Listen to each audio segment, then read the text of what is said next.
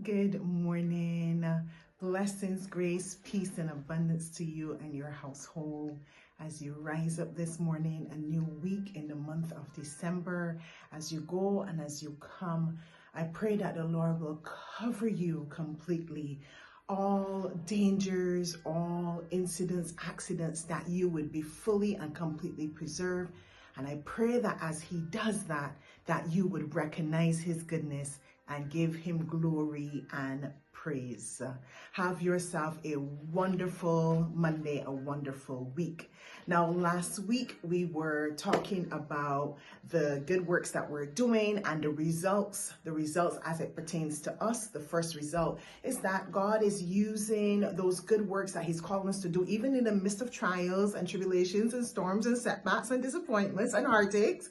He is using all of that to build our character. So that's the reason why we shouldn't come down, we shouldn't stop, we shouldn't back off, because God is using it to build our character, and we do not want to forfeit that opportunity.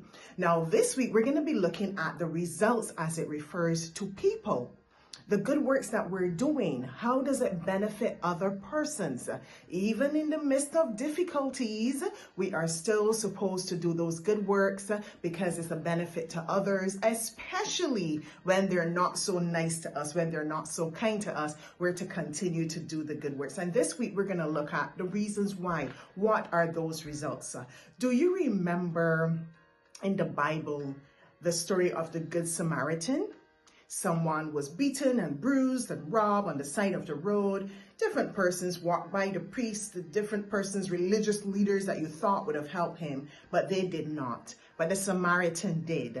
And the custom or the history of the Samaritans is that they were not nice people. They were not seen as nice people. That's how society classed them. But that Samaritan stopped. And that Samaritan helped the individual, even to a point of taking him to somewhere where he can stay the night. And he said, take care of him, and whatever the bill is, I am going to pay it afterwards. This was the good work that that Samaritan was able to do for this individual. And we are called to do similar things regardless of the situation or circumstance. Now, when we look into Proverbs chapter 3, verse 27, this is what it is saying to us. Do not withhold good from those to whom it is due when it is in the power of your hands to do so. God has given us power. He's given us ability and resources to help others, not to selfishly keep it to ourselves. And we are told here that we are not supposed to withhold it. The Samaritan did not withhold it, but other persons did. Let us also look at another scripture in Proverbs chapter 11, verse 24 and 25. There is one who scatters, yet increases more. And there is one who withholds more than is right, but is led to poverty. The generous soul will be made rich, and he who waters will also be watered himself.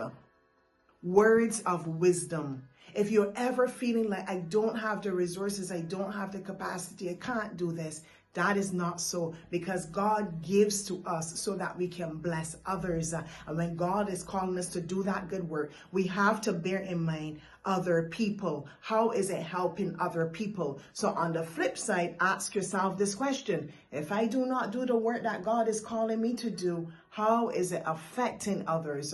Who is being negatively affected by the fact that I did not play my part? So be encouraged to continue to do the good works, even in the face of difficulties and setbacks and afflictions, because one of the results is that we are helping other people, people who needs the help, whether we think they deserve it or not. God bless you.